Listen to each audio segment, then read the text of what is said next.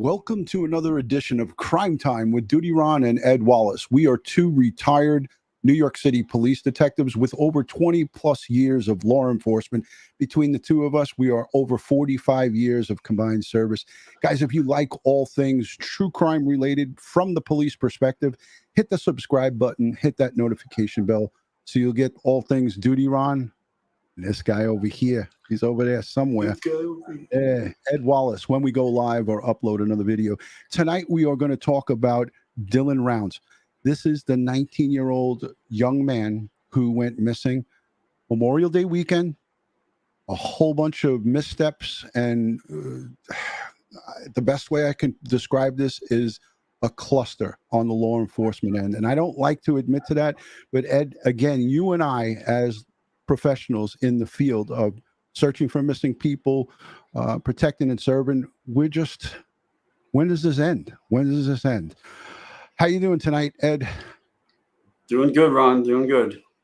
Yeah, so here we are back again with another missing persons case, and we have missteps by the first responders and people early on. And the first few hours are the most important. The first 24 hours are most critical. But before we get into this video and everything that we're going to talk about, I love to say a special thank you to the Patreon supporters, the channel members, all the folks who positively engage in all of these live streams. You guys are what makes this a great place to be. We have Dylan's mom, Candice. She's standing by in the studio. I have a quick video I'm going to play for you. But before we get started, I'm going to share the Bonafide GoFundMe in the description. And I'm also going to donate every super chat that comes into this live stream tonight to the Cooley family, who are out there searching for their son out in the middle of, basically in the middle of the desert. They're searching for their son. So everything that comes in here tonight goes straight to that family, and we're going to pay it forward. Not only do we get EquuSearch to help search for their son, we're going to be donating everything that comes in from this live stream. So without further ado, I'm going to play this quick clip that was just a couple of days ago. And I want you guys to take a peek at this, and then we'll be right back with you.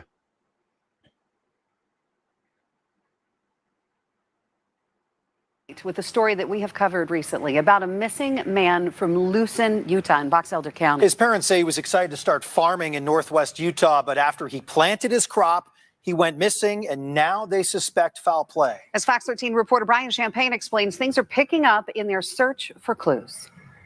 Each one of these areas that are in here have been given searchers, and these searchers are going to track where they've been and then report back to us. This is the search map for Elko County Search and Rescue. And this is what the area looks like where deputies last picked up information on 19-year-old Dylan Rounds' whereabouts. There were cell phone pings on May 28th that indicated that Dylan was, at least Dylan's phone was located in the Lucin area of Utah. Deputies later found Dylan's boots and pickup. We were allowed to take the pickup home. We have the pickup. So anything that could have been pulled off the pickup, as far as the way the pickup records stuff, it may be gone because it hasn't been treated. We feel, and well, we know, Utah is still treating it as a simple missing persons case. Candice says at first she was frustrated with the law enforcement response, but there was a lot more going on today. Box Elder deputies from Utah are out searching, and on the Nevada side, Elko deputies are following up on leads. There's conflicting information, so we're trying to vet all the information to find out what is rumors and also what it would be actual factual. We're trying to get down to the facts. And volunteers are searching or feeding searchers. This is something that I do. I like to be charitable.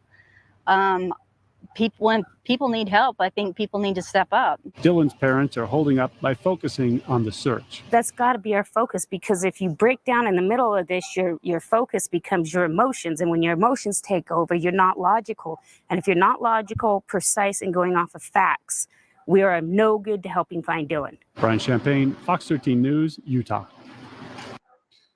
All right, we begin tonight. That was a great little piece. And Ed, I wanted to set that up for the out-of-town folks and the folks who are outside of the country. You heard they're searching. They're out there. They're searching. There's a couple of missteps in that report, and I'm going to bring Candice on now. Without further ado, this is Dylan's mom, Candice, joining us from, I believe, her home. Candice, thank you so much for joining Crime Time with DutyRon tonight. You're welcome.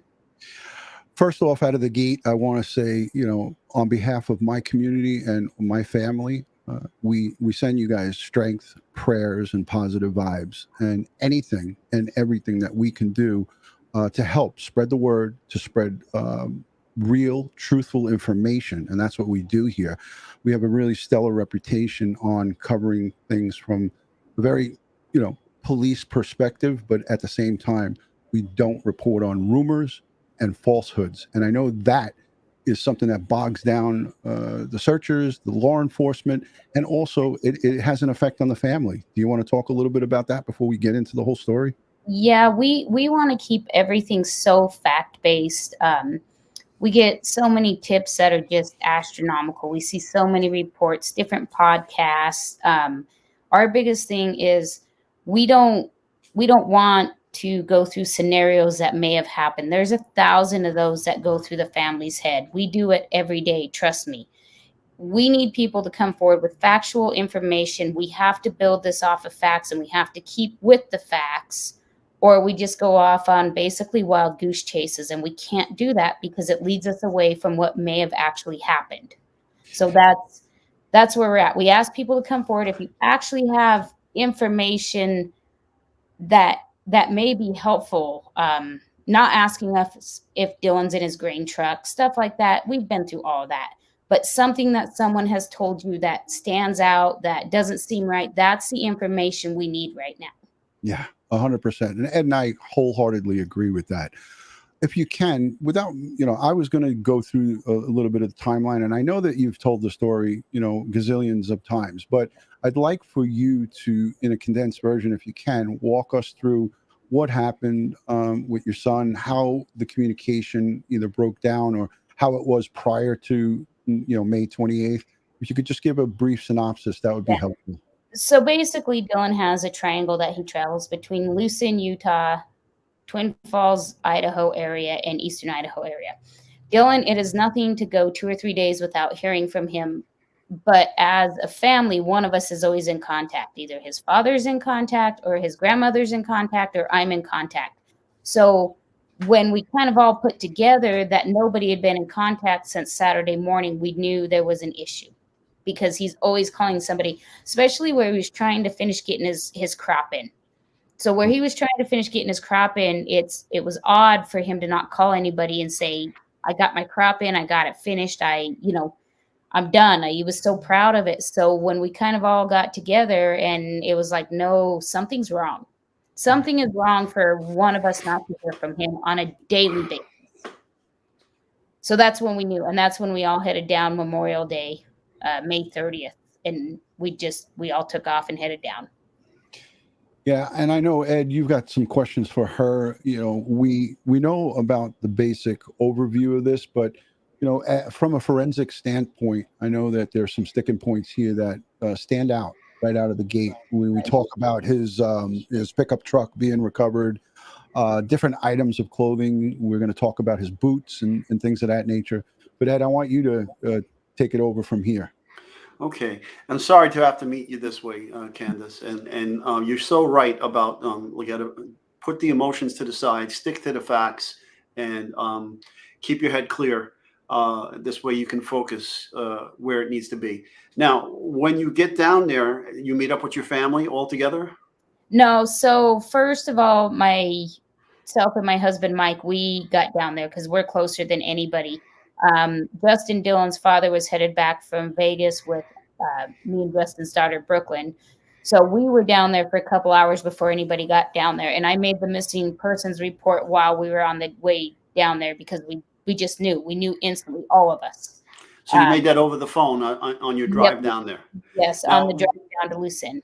Now, where did you go when you first got to Lucin? So we went straight to where Dylan's grain truck was parked.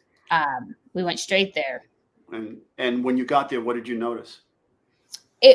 his grain truck was there. I mean, nothing seemed out of the ordinary. I mean, it's in the middle of nowhere. You know, there's not a lot of people. Jim was there, one of the people that helped him off and on that we've talked about so much. But, you know, really, there's nothing to notice because there's nothing really there. Was the grain truck emptied? No, because he hadn't finished planting yet. Okay, so it still had the grain in it. Right. That was his. So it's seed. And that was his focus when he talked to his grandma at 6:51 on Saturday was, I can't talk. I got to get my seed in. It's raining because it'll ruin the seed. It'll sprout. Right. Inside the truck. Right. Yes. And it'll also mold if it gets moisture. So that was his focus was, I got to get my seed in. And that was the last communication. And is it normal for Jim to be there? Yeah. He has a camp trailer there. On that property. Correct. Okay. All right. And did you see anything or feel anything was amiss at that location? You know, we weren't really looking at that point. Our thoughts were Dylan took his seed truck, put it in his shed, and he took off walking the 5 miles across the desert to go to his camper. We were thinking he's out in this 5 miles with a broken leg or a broken ankle or maybe a snake bit him. I mean, that was our original absolute thoughts because Dylan doesn't just leave. Dylan doesn't leave his farm. Dylan doesn't disappear. Dylan doesn't go off with friends. Dylan doesn't do any of that. So that was our thought. Like he had to take off walking, right? You know, he's got to be in between. So he would walk and not take his pickup truck. Well, you got to think he's driving his 10-wheeler grain truck to put it in the shed. He can't drive both. Well, okay. So I mean, he normally keeps the grain truck parked at the shed, right? No, at his farm because that's farm. Yes, because that's where he's planting. So he's got to have access to the seed. Okay, and so this whole property is his.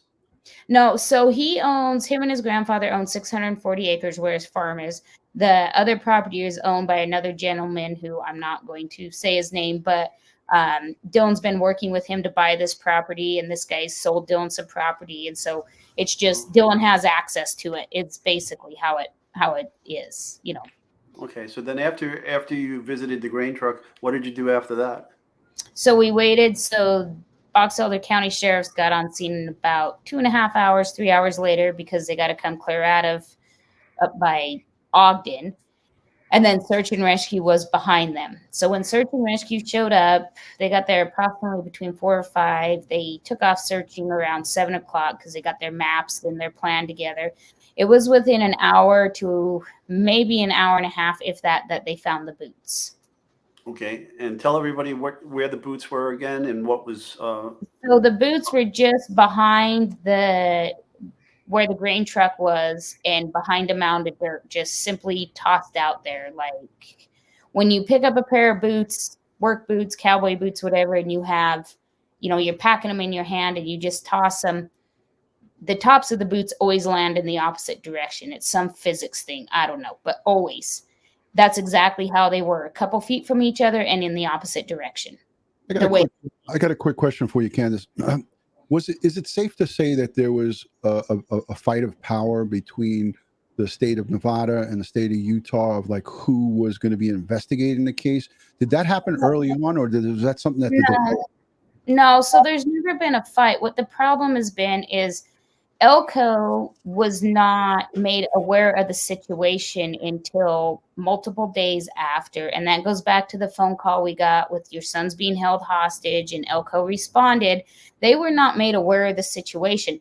So it's not that there's been a struggle for power. It's been that Box Elder County has not wanted the help. They haven't accepted all these resources, and the Idaho State Police have reached out. Elko has reached out, and Box Elder is we've had to fight with them on everything to get the help that's being offered welcomed in. Yeah, and that always makes for trouble when time is really important in the beginning of this. The timing is what's important. I wanted to play another little video. It's only 2 minutes long, and Ed, I'm sorry to break up the continuity here, but this is going to be Dylan's father.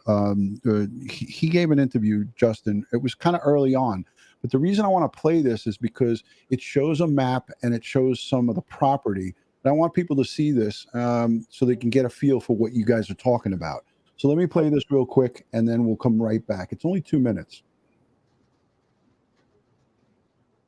Family desperately searching for their missing 19-year-old son who lives in Lucin, Utah. Today, Fox 13 News reporter Emily Tenser, she visited the spot where he was last seen in Montello, Nevada. This land in Lucin, Utah might not look like much, but to 19-year-old Dylan Rounds, it was everything. This is the pond he dug out. He talked to me about planting trees around it and stocking fish in it, and it was just one of his little dreams. Now it's been almost a week and a half since Dylan last returned to his camper. So I want to stop it there just for a second, so everybody could still hear you. Just want to put it on. This is these both trailers are his that he was living in, or is it is this two? So the one in the front, that's what he would stay in. And if you notice the chimney coming out the side, yeah, I'm creative. He put a wood potbelly stove in it. Okay, all right. And then the one behind it, he was using to store tools and seed bags and different stuff. Okay. All right, great. I just wanted to give the audience just a little bit of overview because they skipped over that kind of quick. But let's listen to his dad speak a little bit about it. And again, this was early on, so some of this may or may not be updated information, but this was straight from his dad at the time. Correct. To his camper. His dad, Justin, says his son was last seen Memorial Day weekend at the Saddle Sore Saloon, a bar 30 miles west in Montello, Nevada. I'm convinced that it's foul play. Every vehicle he has, a retractor, everything is accounted for and in place. One of the last conversations Dylan had with his dad was about his excitement for the crop he had just planted. He wanted to see it grow. He wasn't going to leave. There was nothing that was going to take him away from here. Justin says the Box Elder County Sheriff's Department and Weber County Fire and Rescue searched the area last week, along with helicopters, a plane, and search parties on foot, ATVs, and horses. They called off the search, Box Elder, because they were 95% sure there's nothing, no sign of Dylan out in the 3 by 5 mile area. His boots were found 5 miles west of his camper. I'll never forget the look on Candice's face. I can only imagine what I looked like when we saw those boots. Each day is agony for his family, who live all the way up in Idaho. They're offering a $20,000 reward to bring Dylan home. I just came back today just to kind of poke around, like, because I can't hardly leave here. That $20,000 is burning a hole in my pocket. I want to spend it today. I've reached out to the Box Elder County Sheriff's Office as well as the Elko County Sheriff's Office and haven't heard back from either. If you know anything about Dylan's disappearance, his family is begging you to call police. He's 5'10", weighs around 160 pounds with brown hair and brown eyes. Reporting in Montello, Nevada, Emily Tenser. So that was a good overview, and we heard a lot from his dad. Justin was pretty straightforward about feeling that there was foul play, and I think that the sentiment was the same amongst you and your husband as well. No? Yes. Yep. Yeah. You know what's telling about this is that the vast open area that we looked at this Heavy D guy who came out, HeavyDSparks. He got up in his chopper and did that overview, and I'm sure he shared some of the video with you or some of the footage. Anything come out of any of the searches? Anything positive? No. And Box Elder, Tuesday, May 31st, they left approximately between 2 and 3 o'clock. They called it. So you're talking about Monday between 4 and 5 o'clock and getting out there and then searching till dark and then coming back in on Tuesday and calling it between 2 and 3. And they left and they basically, we were left in the desert alone. We did have one awesome, amazing sergeant from Box Elder. Sorry, computing. That he was the best. But other than that, I mean, we've had no help with organizing search efforts, nothing. They just kind of left us in the desert, like, whatever. It's just unreal. This just burns me up. My head is starting to go on fire. I gotta take my hat off. I'm getting so mad.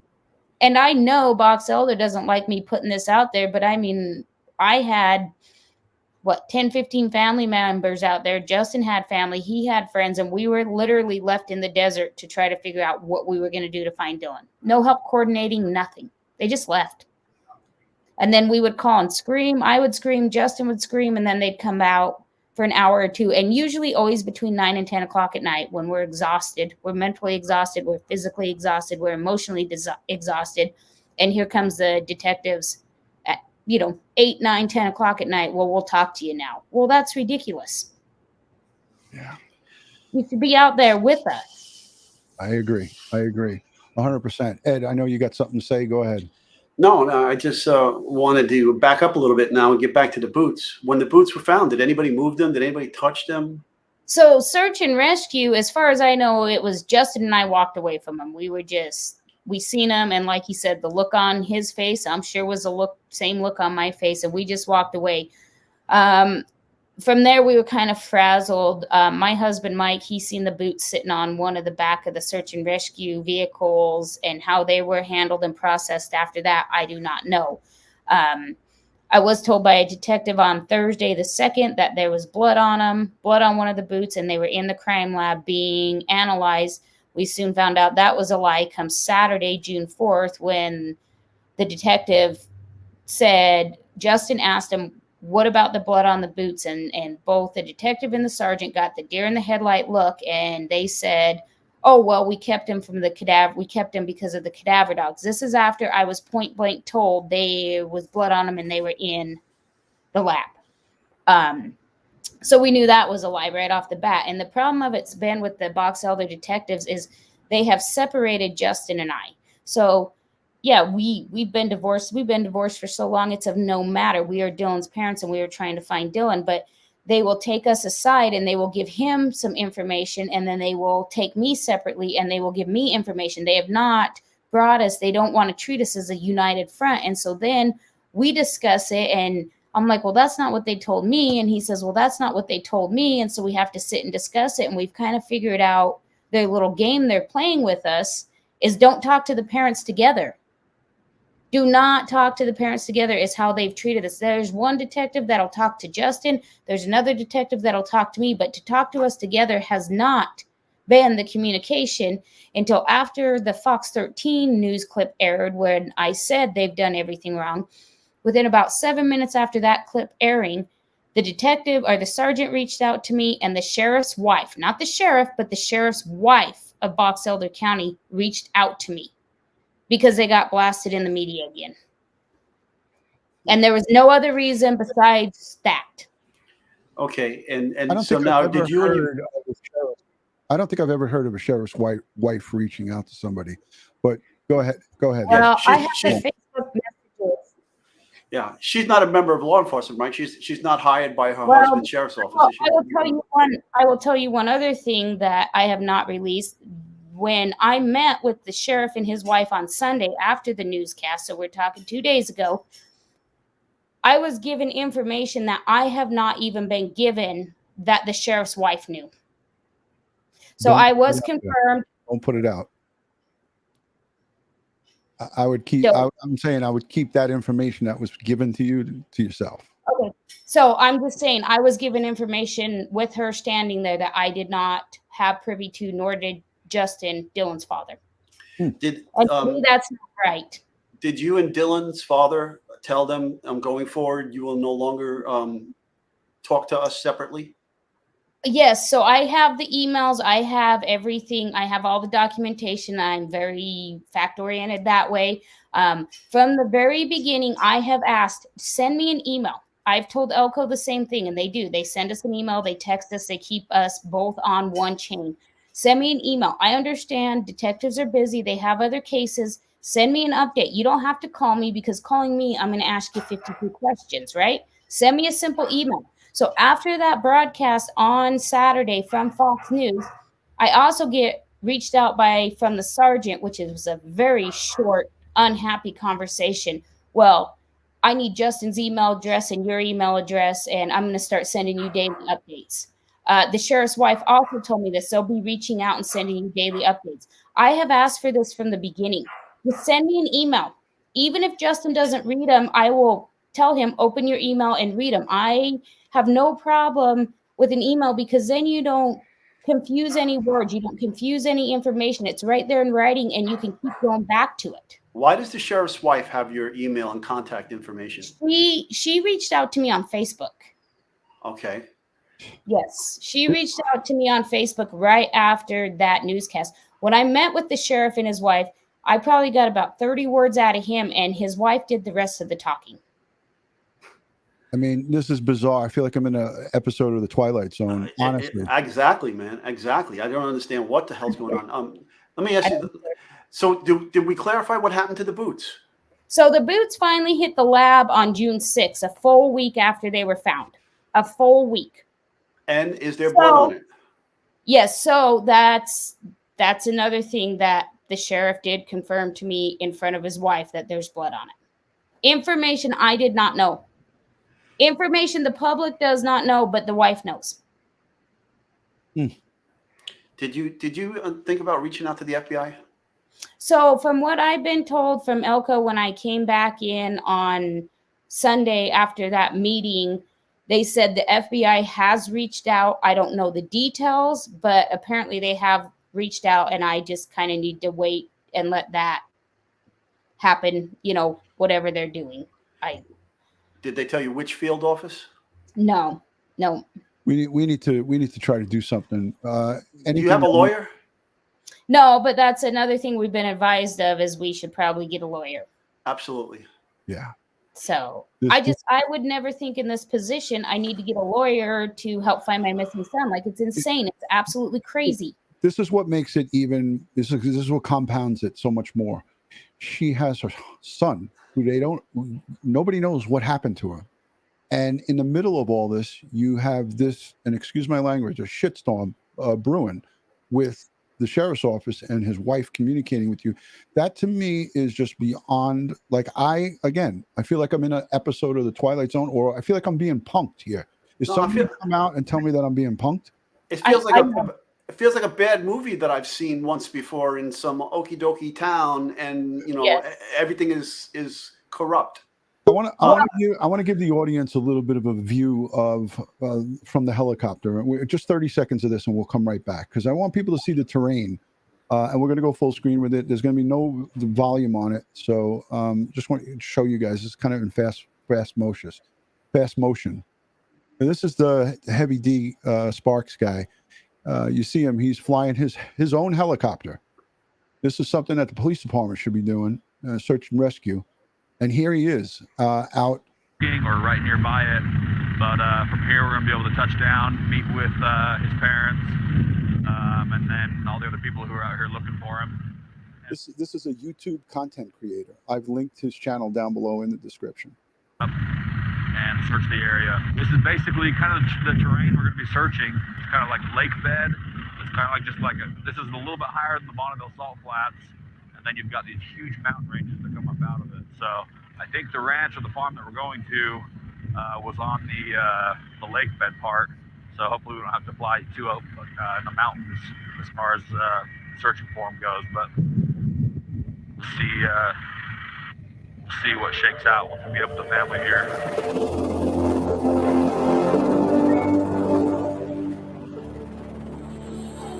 All right, so I just wanted to play that so people can get a view of the terrain. Was that an accurate depiction, Candice, of that terrain? Yes. Yeah. Ed, what's your take on that? Well, I mean, God bless him. That's a great asset, and for doing this kind of work pro bono out there to help. I understand in the course of his searching, he found remains for somebody else. Yeah. Is that correct, Candice? No, he did not. It was actually, they found a body by Wendover. Oh, by Wendover. Yeah, and it was a gentleman who'd been missing since January, I believe, and they were able to immediately identify him. He had his wallet which had his ID on it, but they had been searching for him, but it had nothing to do with any of the people we had out. Oh, okay, because he said that at the end of his video. So maybe it was, just a mention that he made while he was flying that day. Maybe that's so they came across something like that. Just for the folks who are in the chat, because people are getting confused, that is a YouTube content creator, HeavyDSparks, and he came out, I guess, on his own dime with that helicopter and flew that mission. So he's a badass. Go ahead, Candice. So we had Mitch Gokachia from the Holland Ranch. He came out and flew. Dan Iverson arranged that. We had York. He brought out, I don't recall his last name. He brought out 2 choppers. And then Justin had one of his buddies out of Eastern Idaho. So we've had 5 private air searches on our own out there. Wow. His was an hour. I know that he everybody did it until they were out of fuel, because you got to go back to Wendover to fuel. And this airspace that you got to fly in is close to the Hill Air Force bombing range. So they got to call in, and I believe it's called a DOD number or something like that. So they have to alert Hill Air Force Base every time they're flying over. And that's brought attention. Like, why are we getting all these DOD numbers? I believe that's what they're called. Don't quote me on that. But why are we getting all these numbers to be in restricted airspace? That's very abnormal. That's why the bombing range is out there. Nobody flies over it. Right. Everybody goes around it. It's the Department of Defense. They have to document when they give access to that. They understand that there's a missing persons search going on. Otherwise they wouldn't give the permission to fly in the restricted airspace. Yeah. So continuing so we're beyond it. But first of all, how big is this sheriff's office? So it's actually, Box Elder includes part of by Ogden, Honeyville, Tremonton, Snowville. It's big. It's not like it's a little department that doesn't have resources. And not only that, they border Salt Lake City. They have the resources. They just haven't utilized them, and they haven't requested them. And when they are offered help, they're not accepting it. Now, since we've got such a storm going on in the media, they're slowly starting to be like, oh, well, she's not going to be quiet. We're not going to appease her by shaking hands and kissing babies. I need the help to find my son. And that's the only way I'll back off. Okay, so they bordered the Salt Lake City, you said. So it would appear to me the FBI jurisdiction would be out of Salt Lake. They do have. I would think so, because I know they have a field office in Salt Lake. And who told you not to contact the FBI? Nobody told me not to. It was just we weren't sure how to go. We didn't know. We're new at this. We're not professionals. We don't know.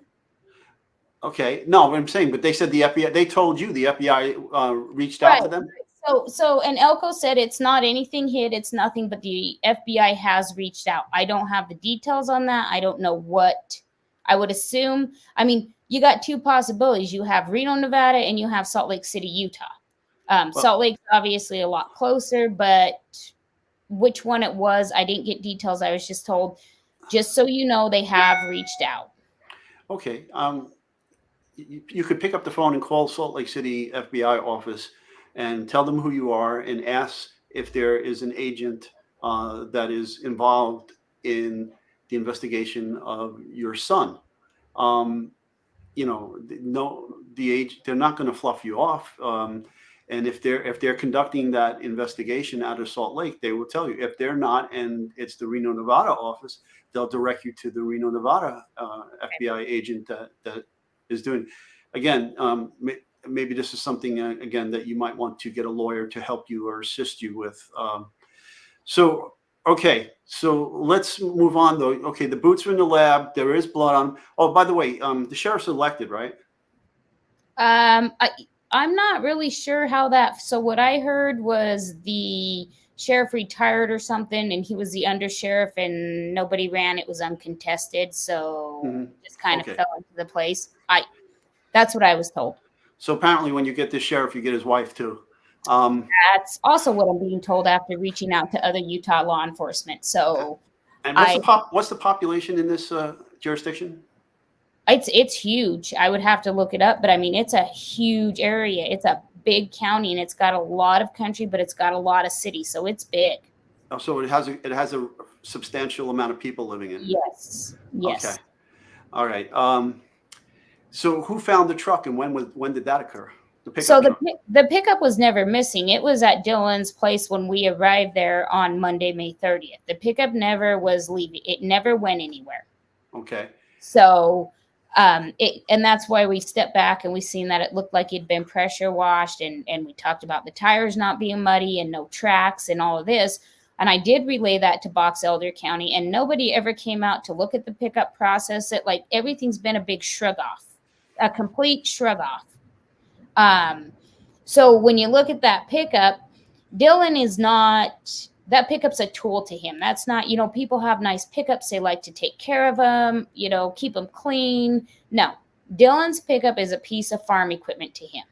Mm-hmm. So when we noticed it was washed and there was no tracks, there's no footprints around it, like, it was as if everything had just been washed away.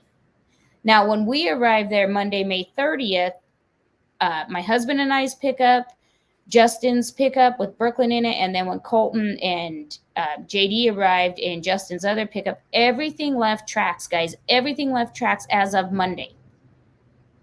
But there was nothing. Clean pickup, in four-wheel drive, seats scooted up, completely out of how Dylan could drive it. Where can I find that video? I'm trying to look for the pickup truck. Here, I can send it to you real quick. Is it on Facebook? I don't think I put it on Facebook, but because I did see it, but I can't find it. I'm sorry, Ed. So it's a pickup truck that the four-wheel drive doesn't work, and your son knows that, so he would never put it in four-wheel drive. Exactly. Okay.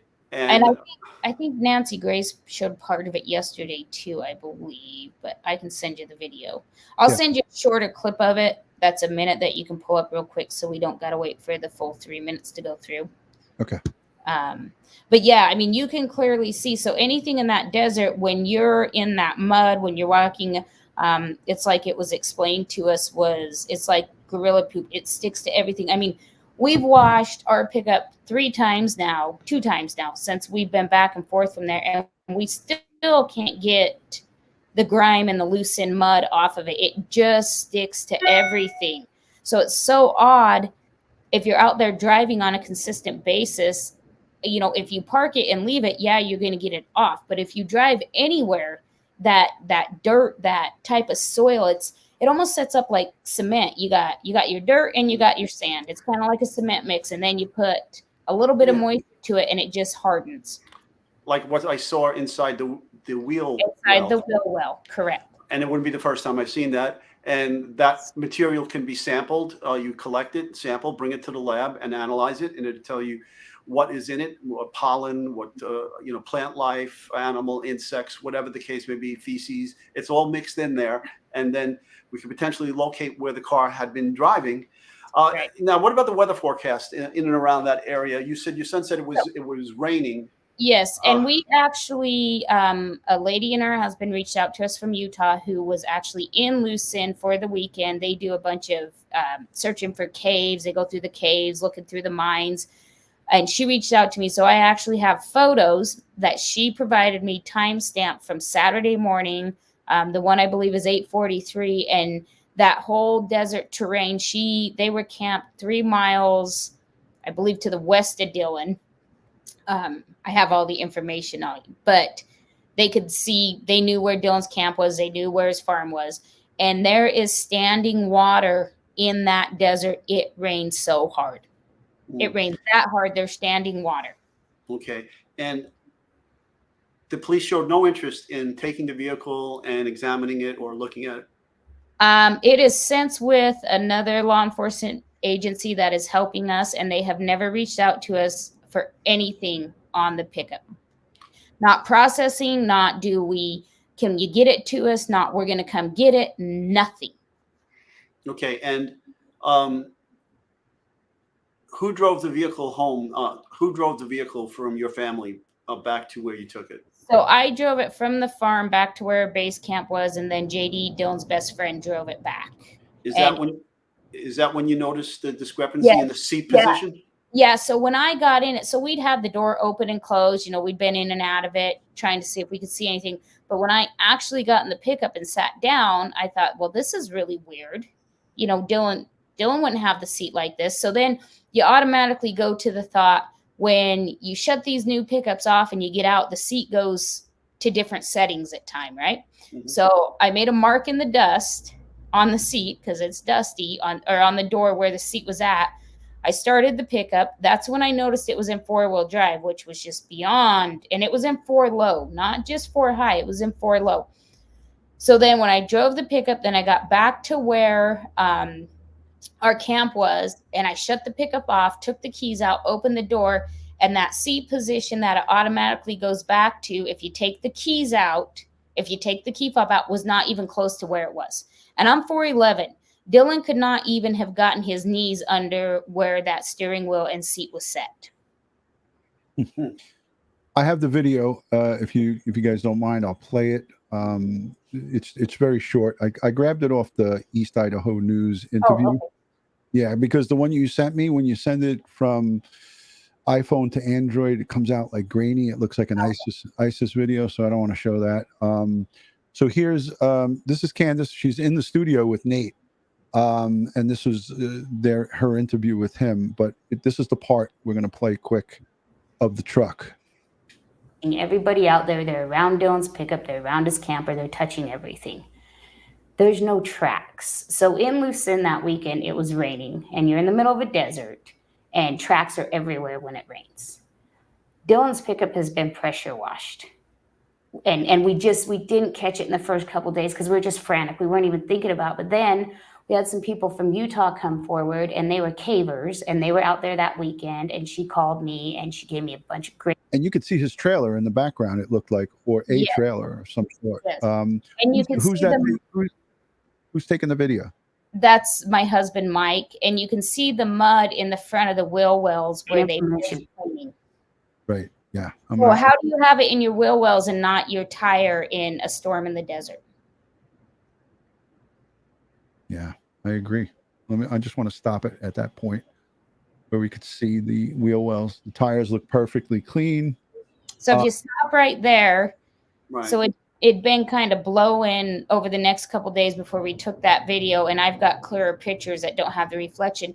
When you pressure wash something and, you know, you get your pressure washer really close and it gets something really clean, and then you take it away and it's all streaked, you can clearly tell where it's been pressure washed and where it hasn't.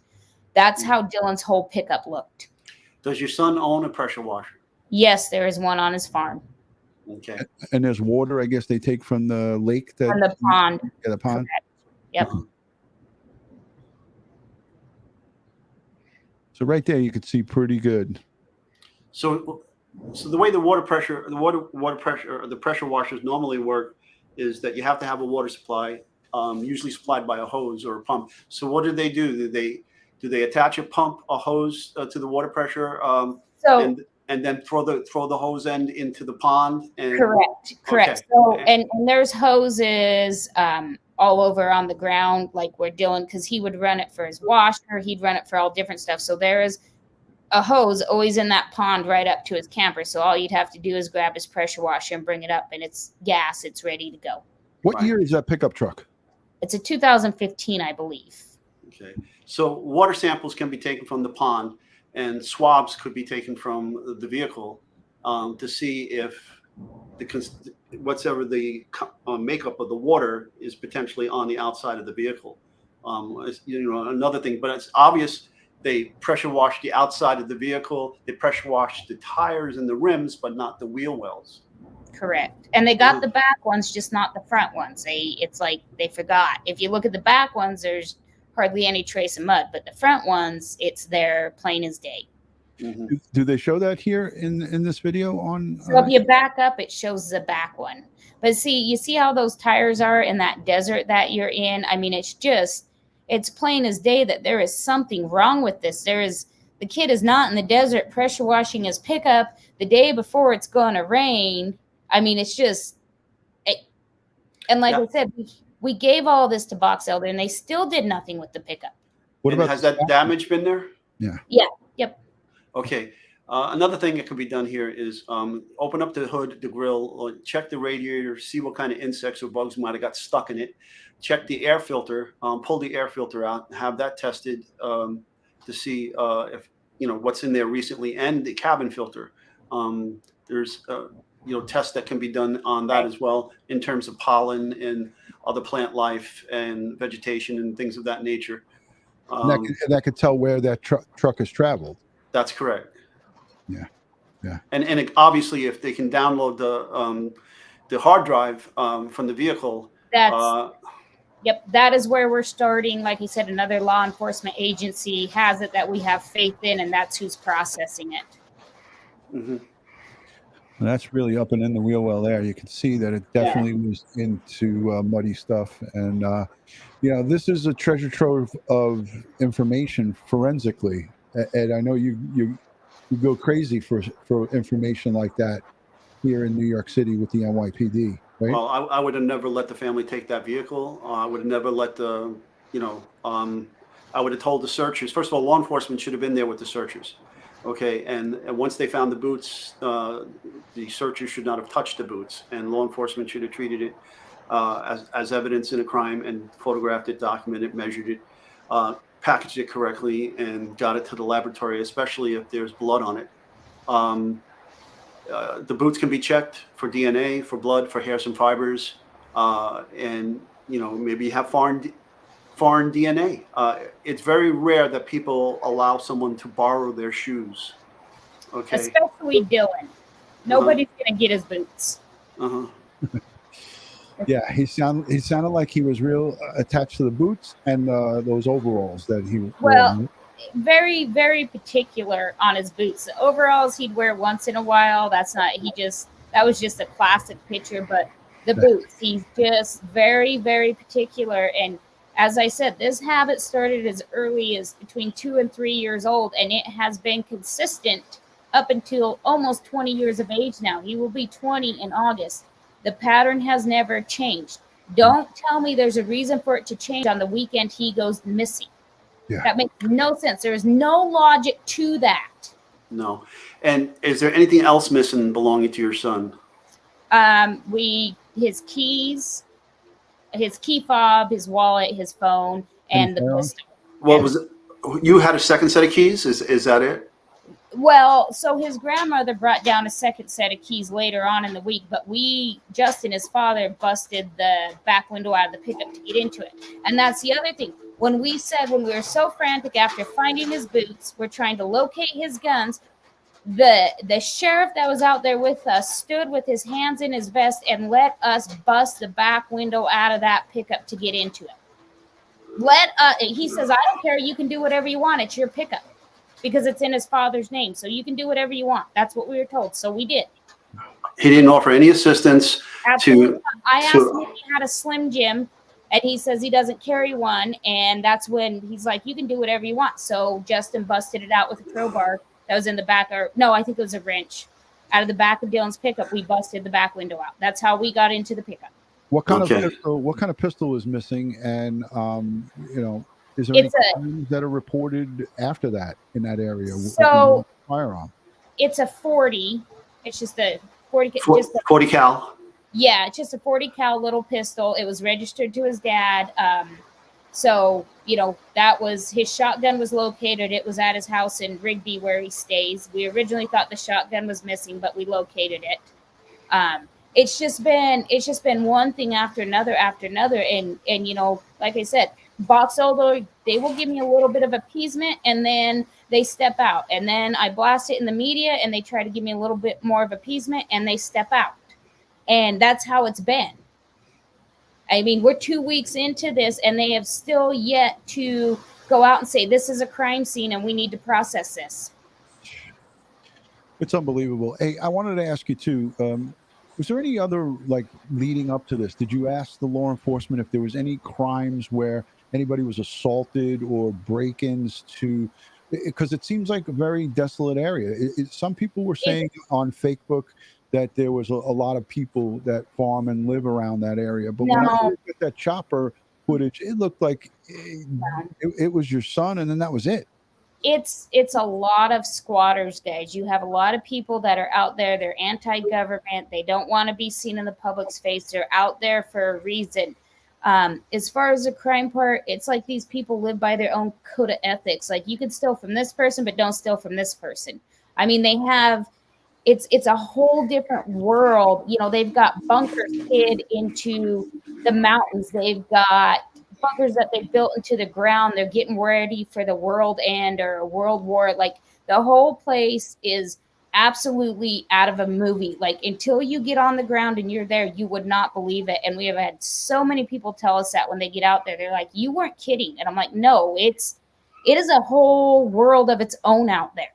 You know, most of this property is BLM's, right? Most of it, yeah. But they'll still put up their private property signs and, you know, this is ours, and you just pretty much stay away from those people. Did you think about contacting the BLM police? Elko has contacted them on their side. I don't know about Utah because, once again, I don't know. But Elko has, you know, they utilize their BLM, and that's great. You know, on the deal with Utah, you know, we found stuff out there that we showed the box elder deputies that literally they would just turn their head and look the other way. Yeah. Excuse me. It's okay. Yeah, they would. I mean, you've got places where there's 20, 30 different cars. They're all registered back in 2020, 2021. They're all registered in different people's names. There's an El Camino and a semi-trailer that's worth a pile of money. There's all this stuff out there, and it's clearly stolen. Yeah. You know, you don't have 50 people come take their cars and dump it in the same place. And these aren't junk cars. These aren't cars that you're just going to drive. I mean, they're decent looking cars. They're newer cars. You know, we told them that, and they just, well, you know, we know we've had some issues with these people or whatever. It's just all shrugged off. Everything in that little piece of that county is shrugged off. I want to ask you something, Candice, and this is, you know, from one parent to another. When your son told you or whoever it was in the family about that interaction with the guy with the no shoes, was there a level of concern for your son's safety at that point, or did he just brush it off to like some freak stopped me in the road and asked me to use my cell phone and wanted to get in my car and take a ride? Was there any level of you know, raised concern, or was it just like, oh, my son can handle this? It's typical out there. I'm going to say that first off. And, you know, Dylan told me as he was talking to this guy, he had his hand on his pistol. He's always packing. He always has a gun. And it's one of those things like, it's anywhere anymore. I mean, you can have those type of run-ins in the middle of downtown Twin Falls or in LA or, you know, wherever. That is, you know, the world has changed and you don't know who to trust anymore. And it's a difficult thing for upcoming youth. But Dylan was very aware of the fact that he always had to be packing and he would take care of himself. And so, like I said, he didn't say the guy was violent. He didn't say nothing. And then when we found out he actually did give Chase a ride, that's kind of when we're like, okay, well, Chase would have no reason to harm Dylan if he gave him a ride, right? So that whole theory kind of went out the window. And then once Chase came forward on his own, because Box Elder County, he tried to contact them for a full day before he reached out to me. The detective that met with Justin and I that night, I was still in contact with Chase, and we were going to call. I said, Chase wants to talk to you. He wants to clear his name. He wants to tell you where you can find him on camera. I was told by the Box Elder County Sheriff, we know he's been trying to reach out. We just haven't got back to him. Let me ask you this. Of the associates that your son was known to be with, any of them have criminal records that you know of? Petty stuff, nothing, you know, that I'm aware of. You know, the one's a little worse than the other, but nothing violent that would lead you to, you know, a simple fight, a simple, you know, misdemeanor battery charge back in the day, but nothing that would make you go, this is our guy, right? Or nothing to fail a background check on a gun purchase? That I'm not 100% sure of, because the ones that we've ran aren't as thorough as what law enforcement can do. But that's the other thing out there. They don't care.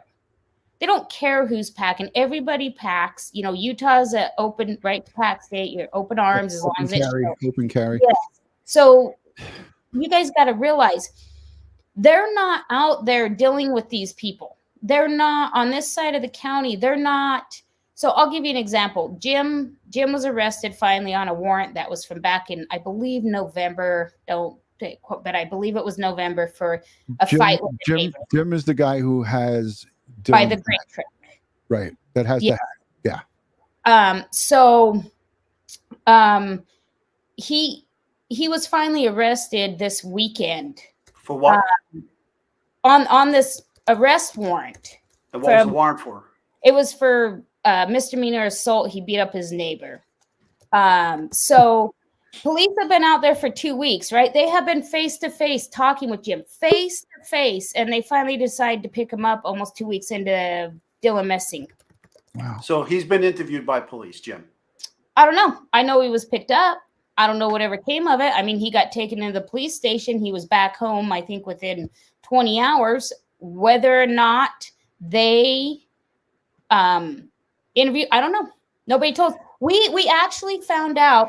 So Kurt Troy's brother was also arrested on an outstanding warrant, and then Jim the same day. We actually found out from my cousin monitoring these guys and their arrest record is how we found out. Then when they were released and we're still around there searching, right? Box Elder doesn't say, hey, we didn't hold them. They're released, this, that, or the other. We don't even know. They just show back up and we're out there trying to search for Dylan. And we have these people that we have questions about. And we're thinking, okay, law enforcement has them. They're going to call us. They're going to tell us, we question them. And whether or not they can tell us what they question them about, I agree. You can't, but you can at least tell us. We don't need to find out from our cousin monitoring the internet. That's ridiculous. All right. So, I'm getting back to the open carry. Yes, I understand Utah has open carry. I have a concealed carry permit for Utah, but the open carry is for people that are legally able to purchase a gun. So, just because somebody's open and carrying doesn't mean they're legally possessing the firearm. Correct. Okay. And especially if in this case, in this community where there seems to be a lot of bad actors, you probably have a lot of people that could be arrested for the possession of these weapons. Oh, a pile of them, an absolute pile of them. Yeah. And I want you to just look at the private chat quickly, but don't say what's in that private chat. I just want you to know what's going on. I saw from the beginning. Yeah. All right. Yeah. Unbelievable. We have a special guest that's joining us because we're getting close to the hour mark. I don't like to run over an hour with these things, but so just to give a little history to the chat, and thank you to everybody in the chat and the people who are giving super chats. I have to ask you quick, Candice, is there a bona fide GoFundMe for you guys, or is there none? Okay, for some reason I thought there was one, and that's the grossness of fake book. I think I saw something out there. I was just trying to be helpful. So again, let's and everything we get at this point, because we've said we're not asking for donations, we've still received some. So everything that we're getting, we're holding back. We're still holding out hope that we find Dylan. It will all go to him getting out of that area and farming elsewhere.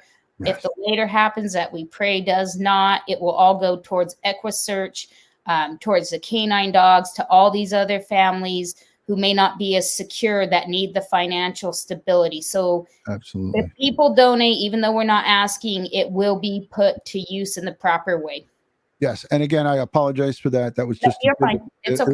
I was just trying to be helpful for you guys, and again, that just goes to show you. I glanced quickly on Facebook, and I saw, there are some good streets that you can go down that are very positive on Facebook, but there are some really bad ones. So I did see something about a GoFundMe, and I thought, well, why not try to help out? So Sunday night, Candice and I had a phone conversation. It lasted for about, I don't know, an hour or so. We were chatting. I explained to her that we were the law enforcement liaison with EquuSearch Midwest, and I told her I would put her in touch if they could take, on this case, Twila and Dave Rader. So the first thing I did when I got off the phone with her is, I'm a man of my word. I followed through, man of my word. I sent the message to Twila, and she contacted me first thing in the morning and said that she was going to reach out to you. And sure enough, she did. And it looks like EquuSearch is going to be doing some drone searching and things of that nature for you guys. So I have Twila Sisco, the search coordinator. She's joining us from, I believe, Tennessee. I never know where she is. She's right on the border of Alabama and Tennessee. Twila, how are you? You're muted, but if you can unmute the mic, you're ready to go. Hi, Twila. Yeah, Twila? Oh. I guess she's not there. All right. Well, there she is, but she might have had to step away because she is a mom. So I'm going to remove her. But Twila wanted to come on and just say a couple of words to you guys in the chat, and also to talk a little bit with Candice about searching for her son. And I was just so happy that came together. And I know that you have this new Idaho search group. You sent me some information on. Canines. Yep, they'll be on the ground tomorrow at 3:30. So you want to talk a little bit about that? They seem like a real put together group. Yep. So they have handlers from all over. The specific ones that are on their way tomorrow, one's from Hamilton, Montana, one's from Grand Junction, Colorado. There'll be 2 handlers, 3 dogs. We're going to start, like I said, from ground zero again. We're going to start all over, and we're going to recover everything, because there has been no organization, we're trying to say we have to recover this completely. And so that's where we're going to start. I know Weber County for sure had their dog out. That's the only dog that I know that was there. But as we all know with cadaver dogs, you can do a ground search, a ground coverage, where you let the dog run, and if they find anything, they alert you, or you can do a dig search. And the dig search are so much more intense. So we haven't decided 100% which we're going to do yet. We'll get with Twila when the drone operator gets there and we're all on the ground, and we'll make a plan from there. Let me ask you this. Your son have any heavy equipment like backhoes or anything like that can yeah, Kurt had his backhoe out there. Dylan's is just tractors, but and Kurt has since taken it from the property. It was his, but once again, that's something that never should have happened. The tractor that Dylan was driving, even though we have no suspicions of the person that he rented it from because he was waiting for his new tractor, once again, they let that tractor leave the property. Same thing, you can pull stuff off of all of these pieces of equipment's computer, and Box Elder has let this stuff leave the property and go back into possession of other people without processing it. Was there any indication that any of that heavy equipment was driven off, or does that like that backhoe and so forth, does that have to be flatbedded and then taken someplace to be used? Oh no, you can drive a backhoe right down the road, same as a tractor. It don't have to be flatbedded anywhere. All right, so I think we have Twila joining us. Twila Sisco, search coordinator for EquuSearch. Welcome to Crime Time with DutyRon. Hey y'all. Hey, Miss Candice, how are you? I'm good. How are you, Twila? Good. And I was backstage for a while. Then I had to go because I've been messaging with one of the detectives, which I'll touch base with you on that once we get off the phone. But it's definitely been crazy for the last 30 minutes. And I just want to let the DutyRon community and family know that this lady right here, when I talked to her on the phone the other day and I got off, I cried because I think this lady is one of the strongest ladies I have ever actually talked to on the phone. Of course, the families of the missing has to be strong, but this lady, I told DutyRon, I said she's a ball of fire and she means business, and she's not going to stop until her son is found. And I'm going to be right there beside her, doing everything I possibly can. And it has been crazy. I absolutely feel so sorry for you and your whole family and his father. I mean, I just don't see how you are holding it together because it has been crazy on my end. And so I just can't imagine. I don't know how you're doing it, honestly. I truly don't know how you're doing it. It's the only way to move forward. You're exactly right. But I will tell you that we're not going to speak of the investigation but I will let everybody know that EquuSearch is involved, and I'm not going to give up. You guys know how we are when we're of assistance with a family or whatever, and we don't come in as this is a missing person. We come in as this missing person is our family. That's how I treat it, and I'm not going to give up, and I'll do whatever I possibly can with any law enforcement agency, and I won't stop until we get what we want to be able to bring some kind of closure for this wonderful woman's son here. And I'm gonna tell you, it's absolutely crazy. I've never experienced a case like this in my whole entire life. Wow. A lot of moving parts and a lot of negotiations. As you know, EquuSearch does everything on the up and up, and all the approvals have to be had by law enforcement and land management and things of that nature. So it's a lot of work, and I appreciate EquuSearch Midwest, Texas EquuSearch. That's Tim Miller, Dave Rader, Twila Sisco here, and everybody who volunteers. I can tell you time and time again, families like Candice, they never in their lifetime would ever thought that they'd be in a position that they're in right now. And when you are catapulted into this position, people like Twila and all of the volunteers that come out and help them, like this HeavyDSparks guy, you guys are like angels. And correct me if I'm wrong, Candice. These are angels that come out of nowhere to help. You want to talk a little bit about what you've experienced so far? Yeah. So, once we got Elko involved and got them helping, that was great.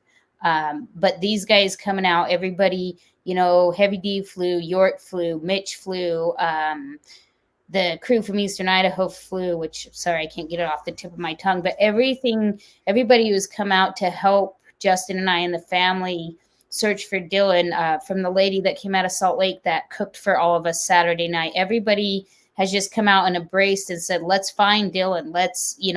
We need to find Dylan. We all know the battle I'm fighting on the other end, but as far as the outpouring of support from community, from strangers, people making posters for me that I don't even know, has just been amazing. And now that we got EquuSearch to help us, and the canine group coming out, and all these people that are willing to donate their time and take time out of their personal lives, because we all have personal lives. We understand that people have obligations. People will text us and say, I'm sorry, we can't come search. We got to work. We get that. We fully understand that. And we just appreciate the time that people have put into finding Dylan. Yeah. Candice, let me just say something to you and to our audience here. Folks, this is what a true missing person's parents actually does. Not like some of the other missing person cases that we've talked about. And you saw the odd behavior of those parents of the missing children. She's out there every day. She's on top of this, leaving no stone unturned. And you can't stop this woman, Candice, from being involved in trying to find her son. Okay, She is not going to be stopped at all, That's Ed. right. You are right. This is what normal behavior for a true parent with a true missing person is. Okay, you're seeing it here as opposed to the highlighted cases that we showed you in the past. In addition, Candice, if I want to swing quickly into a different area, the pond, has that been searched? We drained it. We drained it the second day into it. We drained it. Okay, great. And it's fed by rain, right? There's no aquifer or spring. No, he has a deep well, but his pump. He's got a deep well, but his pump's over top of it, pumps into the pond, goes down through his main line. Okay. That's all been done. Our biggest problem I spoke with Twila about it, and we're getting some maps and we're getting stuff together, is the mines and the caves out there. Yeah. And especially the mines. You're talking mine shafts that I don't care how big of a flashlight you put down to it, you're not going to see the bottom. There's all this stuff out there that we need. We haven't had the resources to search. I saw the pictures of those mines and the various, I don't know who it was that was out there, but somebody was out there taking photographs and video, and there's just an unbelievable amount. It's like there's tons and tons of these mini caves and mini shafts, if you will, that are out there that need to be searched. We can't not search them. So, Twila, if I may ask you a question, do any of your drones have thermal imaging capabilities? Absolutely. As a matter of fact, Dave just actually bought one, and that's what I spoke with Miss Candice about earlier. He's willing to actually ship this over there to where they're at for this pilot to use if we get to that point. And I've got to say, I have got to tell y'all, I got to give a huge, huge shout out to Rocky, because let me tell you something. We called Rocky. I was going to take him under my wing with this. And I'm telling you, within 15 minutes of me needing what I needed, Rocky called me back and was on top of it and had me exactly what I needed. So we do have the pilot going with 2 of his people. They've got multiple drones. And we also are in the works of possibly having the other one sent over there to them to make use of it, because we're going to do everything we possibly can and utilize everything that we possibly can. I was going to get on an airplane yesterday. Dave wanted to put me and Rocky on a plane yesterday. Dave and Tim Miller did. And I was like, okay, let me get my kids squared away and I'll let you know what I can do.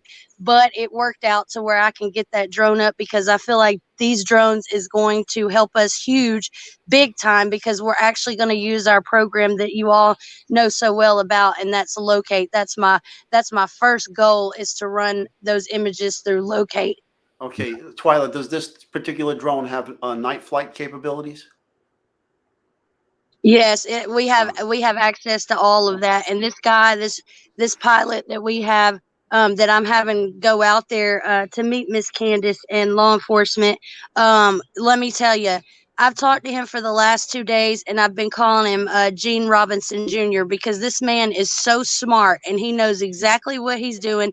And he's just like Candice right here. He is a ball of fire. And I was like, what all do you need in order to get you out there? And he said, just give me the areas that I need to be in and I'll be out there. He said, I'll be there within 2 hours. Now, let me suggest this to you.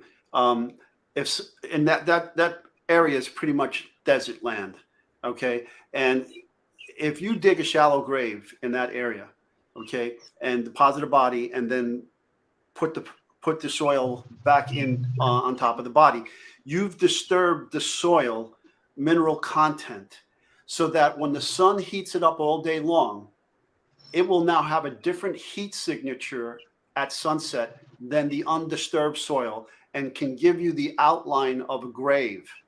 So if you fly that drone at sunset, just after the sun drops, and you scan and you use your thermal imager, there's the potential for you to find a shallow grave, or a clandestine grave, as we call it. Great. Yes, that's absolutely correct. And we've also got Gene Robinson on standby also, because he's going to do some things with locate. And he's going to most definitely go over the images that I've done, or that we're going to do. It's just one more thing that we're waiting on in order for us to get that pilot out there. And believe me, I went to the top of the chain, and I'm going to get what I want to be getting that pilot out there for Miss Candice. You better believe it. You know it. That's fantastic. That's great news. Hey, Candice, I wanted to ask you, because I know you got to go. The keys to the vehicle, you said, were there, right? No. So you have not been recovered. Never recovered his keys and his wallet and his phone. Correct. Okay. All right. So those are things that need to, again, law enforcement. That's on them to try to find or recover those. But again, Ed and I know we don't need the phone to actually to subpoena. They could subpoena data from the cell carrier. Whoever cell provider is, you can get the information out of them. Who paid the bill for the cell phone? So it was on his father's account, and that was just, I'll give you a brief quick one on another one that we have with Box Elder. So it was on his father's account. So Karen, his mom, she's been helping us. She has the passcode, she has the login, she has everything. So they contacted with Karen and Katie did with Box Elder County and said, here's all the information. You just need to, call. We want the text transcript. See if anything's out of character, right? Who was Dylan texting? What was it about? That kind of stuff. The detectives actually told us, the detective that told Karen and Katie, they did not know how to do that, and they needed to be walked through it, and it's not something that they do. In this same sense, as he's telling them they don't know how to do it, then he flips pages and he says, well, we can only do it with a warrant, and that's a lot of work, and he goes on about that. In the same sentence, he lied. He lied in the same sentence talking to Karen and Katie. First, he didn't know how to do it, and he's trying to pull it out of them. And then he says it needs a warrant. Then I call him out on it. I'm furious. I listen to the recording. I'll be honest. We have it on recording. I listen to it. I call him out on it. And he actually laughs at me and starts telling me Karen was confused because Karen's not elderly by any means. I mean, she's older, but she is sharp. So then he starts laughing at me, trying to pawn it off like Karen was just confused. I'm telling you guys, I listened to this phone conversation and there was no confusion in what this detective was saying. Okay, well, you don't need them to get the information from the cell carrier. Your family can get the information. Right. That's why Ed asked you if you guys paid the bill. Who pays the bill? So Verizon is very difficult. They will not give us the text transcripts. It has to be subpoenaed. Verizon won't give it to us. That's why we reached back out to Box Elder County. Wait a minute. Okay. So I have Verizon. When my kids were younger in their teens and I was paying their bills as well, we wound up getting transcripts of his phone was stolen and there was somebody texting with the phone, my youngest son. And I was able to get the transcripts from Verizon, but this was about 10 years ago. So maybe things have changed. But I was able, because it was under my name and I requested it and they sent me, it came in the mail. It was like this thick of all of the activity on the phone. So I don't know. So we can get who the text came from and went out to. Right. But and we've all been on the phone with Verizon trying to get this. To get the actual transcripts now, it has to be subpoenaed or a warrant. That's why you need a lawyer to go into court. To go and help us with that. Right. Now, you said something about somebody notified you that your son was abducted. So here's how that went. So Kurt, the guy who owns the saddle store, after he left that day after we drained the pond, whose backhoe was out there, he called me. Well, he kept calling me and I didn't answer because I didn't know the number and I was on the phone call with something I had to handle. And then Karen called me and said, you need to answer Kurt. He has information on Dylan. So I answered him. So first I'm told that he's at this one certain gentleman's house in Montello who's been cooperative. So we're going to leave him out. And that he took Chase out to Dylan's farm and they have Dylan. He's being held hostage. He might be alive. He might not.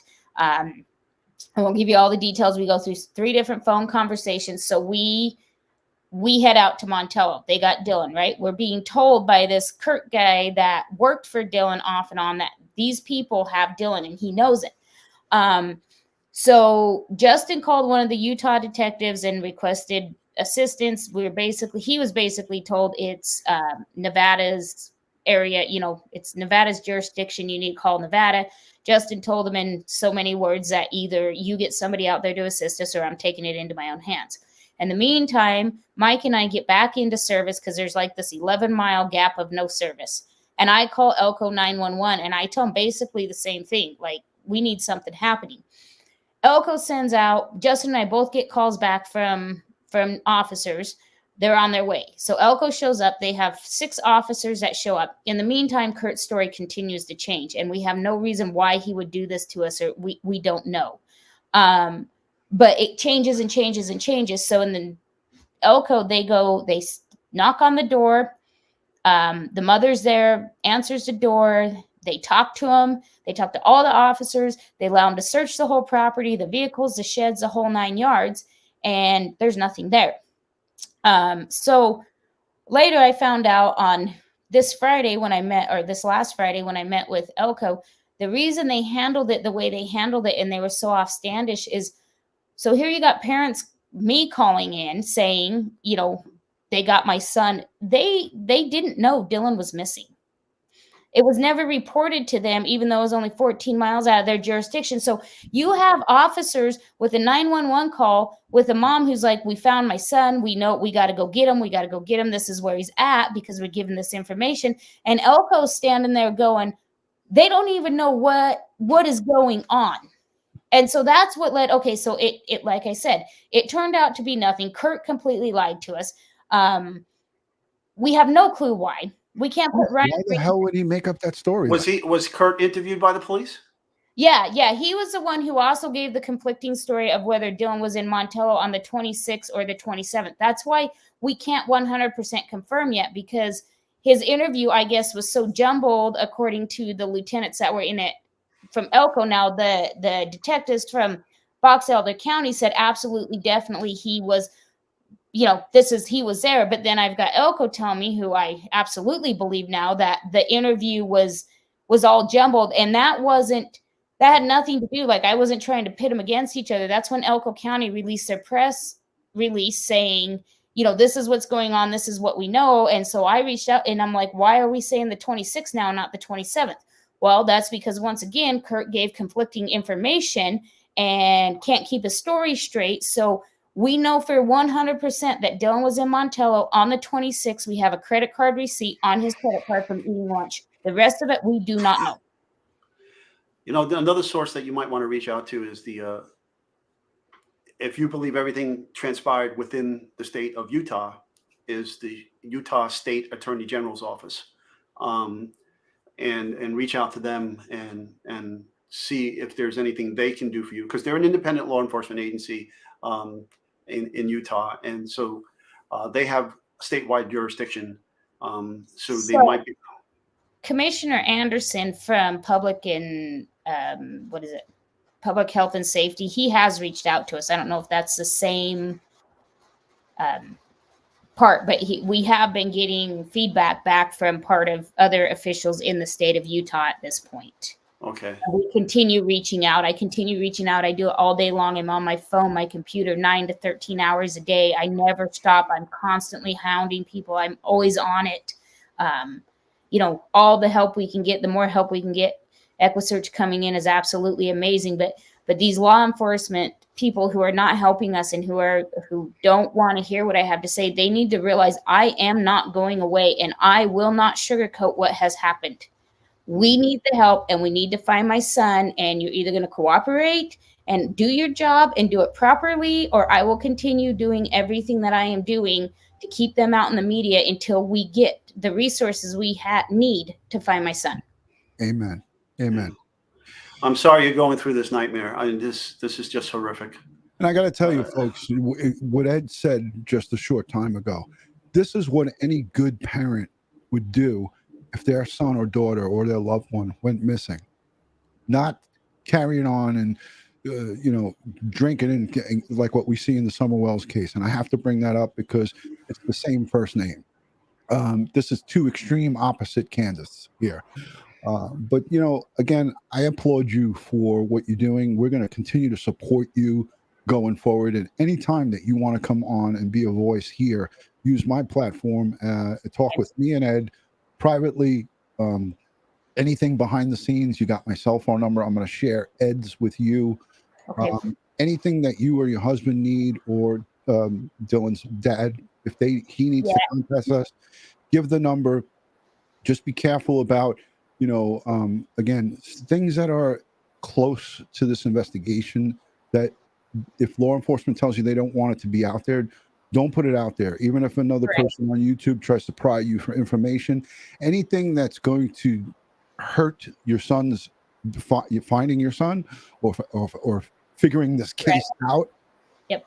Do not do it. And we haven't been told there's a few things with Elko that we keep under wraps, but as far as Box Elder, we just don't have communication. I'm running media, Justin's staying down there on the ground, keeping everybody, focused. He'll meet with, where we kind of got our roles. We're playing our roles. I'm doing what I do best. He's doing what he does best. And, together we're trying to keep all that straight. Right. So that we're not scattered everywhere and there's no conflicting stories. Everything's the same consistently. We've probably released a few things like the boots that law enforcement probably didn't want out there, but they never told us that and they never did anything with them. And we needed the attention from the media to get them moving on the fact that, hey, day one, we found our son's boots. Day one. Yeah. Yeah. So, there's definitely things that can't be shared, but, we're so far behind the boat. We were 10 days behind the boat when, a week into it, because just nothing's been done. And now we're 2 weeks into it and there really still hasn't been a lot of action. they say, I don't know if it's criminal or not yet. I still haven't been told, guys. I don't know. Yeah. I don't know how the case is being treated because nobody communicates with me. So I don't know. Right. So we have no clue what's going on or what's conspiring behind the scenes because nobody tells us. Yeah, and the unfortunate part is even Ed and I, we can't even make a comment on it because we don't have access to the case file. We don't know. We're just guided by what you're telling us, and everything that you have told us thus far. I would, in my eyes as an investigator, I would put this into definitely something very suspicious. This is not just a missing person case. This is missing under extreme suspicious circumstances, and that's putting it light. Ed, I know you would agree with me on that. 100%, 100%. My head is spinning from all of this. Yeah, I'm listen, I'm honored and I'm happy that you came on with us tonight to tell the story. I want to continue to keep Dylan's name out there, Dylan Rounds. There's a hashtag, and we want everybody to use it. It's down below. It's Find Dylan Rounds, right? That's the Missing in America one. Yes, that's the one we're using. Any words that you want to get out there to the audience? There's over 2,000 people watching. Just if you know something, contact Box Elder, contact us. We need to keep factual, and we need stuff that's actually going to help us. Like I said, we've been through the grain truck, all the stuff that I know as a public you're out there thinking, because I watch this stuff and I think it too. All of that stuff has been done. We need to focus on something new. We have to have some new piece of information, and hopefully with Equifax and the dogs coming in, Elko helping us now, ISP have stepped in a little bit. We'll get some answers, and we'll be able to focus our search on somewhere that's going to lead us to where Dylan is. Absolutely. 100%. I couldn't have said it any better. Factual information. We don't need to be led on wild goose chases with people that are having visions and dreams and things of that nature. We don't need that stuff. I've heard it all already. So right. Facts. Yeah, EquuSearch Midwest and the resources that they have, this Idaho search group seems very tight and professional. Anybody that can come on board and offer, resources and service and viable stuff, the family welcomes it. There's a Facebook page, Find Dylan Rounds. This is the official one, right? It says Find Dylan Rounds official. That is the only official one. Anything else has been created by somebody on their own. Right. So I have it right here. Is it okay if I share it? Yes. Here on absolutely. the screen? Yep. This is it, right, Mom? Yes. All right. So as you can see, they just shared our live stream on there. There's about 7,600 people in there. And here is where you can find on Facebook, all of the most up-to-date factual information. Correct, Mom? Yes, correct. Yeah. So I'll link that Facebook group down below in the description. I'm going to link everything that we need to, the numbers for BESO and ECSO. Those are valid, tip line information, anything that you have. Don't bog them down, again, like I said, with visions or dreams. This is a real family with a real missing son. They want to bring Dylan home, and the way to do it is to be helping them in a positive way, not helping them in a negative way. We don't want to act as an anchor. Right. Don't call them to ask them for information because you're curious. If you have something that you know is pertinent to this case, call. Yes. That's the only reason you should be calling. 100%. And Twila, you have any final thoughts before we get off? I know you're busy. Twila Sisco, search coordinator, EquuSearch. My final thoughts is, as always, treat other people the way you want to be treated, because you never know what somebody's going through. And, I never, ever, ever ask the DutyRon family to do absolutely anything, but there is a favor that I want. This whole community with DutyRon and Ed is very, very positive people. I want y'all to share the positive that y'all have for Dylan, his mother, his father, and all of Dylan's family. I want you to show everybody out there what positive is, because you guys are positive. And I just want to let Miss Candice know that I will not get up. And I won't give up. And if it takes me flying out there to be right there with this woman and fight with her with that fire that she is, I will do that. And please, please, please keep Dylan's name out there. You see something, you know something, say something. Everything that's reported stays anonymous. Do not try reaching out to this mother. She has enough going on, like DutyRon and Ed and Candice has been saying. Let her continue to do what she's doing, because I'm telling you right now, she's a ball of fire and she's not going to give up. Amen. Amen to that. I know, Ed, you got your final thoughts are always watch your six. That's it. You know, on this one, I want to just say, while we're all here, and we're going to end it on this. First, I want to thank everyone in the chat. I want to thank the replay viewers, all the donations. I'm going to calculate them up tomorrow when I get to my office, and then I will shoot them over to Candice if she gives me a way to send it to her. I will zoom over all of those super chats to her. You could use it for food. You could use it for water for the searchers. Whatever you need to use it, it's courtesy of Crime Time with DutyRon and the community here. As I like to always end these live streams, God bless the world, God bless the United States of America, and God bless each and every one of us here in the chat, but especially all victims of crime and their families. And tonight, we especially send strength, prayers, and positive vibes to Dylan Rounds and his entire family, his mom here, the dad, his stepdad, who's standing by, probably watching. Mike, thank you for giving us your beautiful wife for an hour here. We appreciate that. So let's get behind this family. Let's support them. Let's do whatever we can in a positive way. And we'll see you on the next one. Thank you, guys. Thank you. Thank you, Candice. Yep.